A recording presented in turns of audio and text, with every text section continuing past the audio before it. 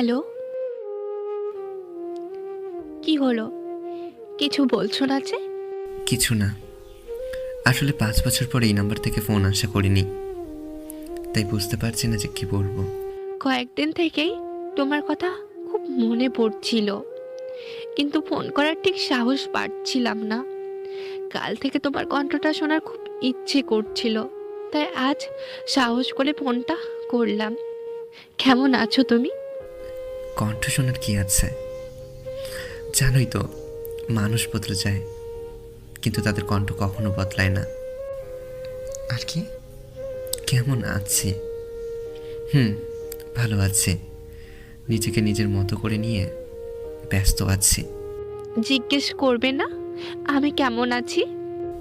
হুম, প্রয়োজন নেই। এই পৃথিবীতে এমন কিছু মানুষ আছে যারা সবসময় ভালো থাকে, তুমি হচ্ছ তাদের একজন।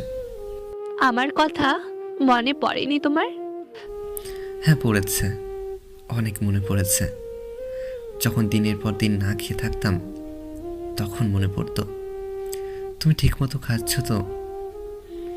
যখন রাতের পর রাত না ঘুমিয়ে কেঁদে কেঁদে অসুস্থ হয়ে পড়তাম তখন মনে পড়তো তুমি সুস্থ আছো তো।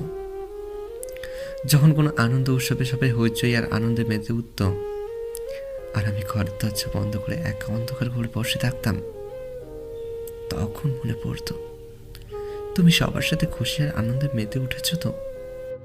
যখন আয়নায় নিজের অযত্ন অবহেলায় শুকিয়ে যাওয়া চেহারাটার দিকে তাকাতাম তখনও মনে পড়তো তুমি নিশ্চয়ই আরো সুন্দর হয়ে গেছো।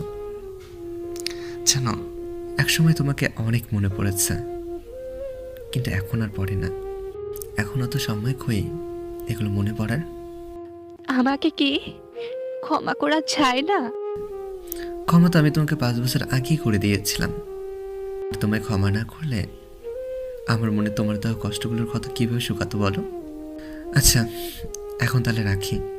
এখন আমার আকাশ দেখার সময়। প্রতিদিন রাতে এই সময় আমি আকাশ দেখি, আকাশের সাথেই কথা বলি। আকাশ কখনো আমার সাথে ছলনা করে না। প্রতি রাতে সে তারার ঝুলি নিয়ে আমার সামনে হাজির হয়।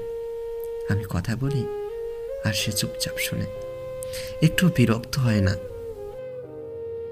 আজকে রাতে আকাশের সাথে কথা না বললে হয় না?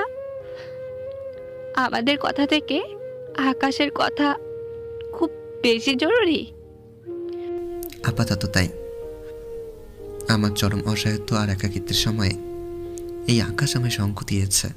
যে 5 বছর আমায় দূরে সরিয়ে রেখেছিল, তার জন্য আমি আমার 5 বছরের পাশে থাকা সঙ্গীকে দূরে সরিয়ে রাখতে পারবো না। আচ্ছা, আমি এখন যাব। রাতের আকাশ আমার জন্য অপেক্ষা করছে। আমি রাখছি। এই এই